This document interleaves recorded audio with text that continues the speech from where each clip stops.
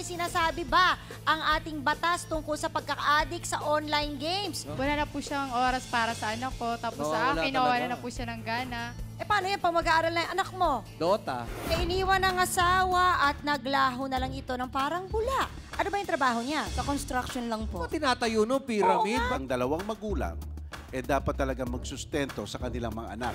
Ano nga ba ang dapat ninyo gawin kapag ang anak ninyo ay nahuli dahil sa kakatambay, lalo na sa 10 oras ng gabi? Nakita mo na? Napagbintangan po sila na nagnanakaw daw po at nagbebenta daw po ng droga. Mali yun. Paano napapatunayan? Trip niyo bang i-display ang lambingan niyo ng inyong jowa sa mga pampublikong lugar? Gaano ba ka-intense ang halikan na ito? Baka naman may bungkalan ng gilagid. Ano? Sold na sold. Weekdays after Happy Wife, Happy Life sa TV5. Sagwa nun, di ba? Yung kahalikan mo naka-upsdate.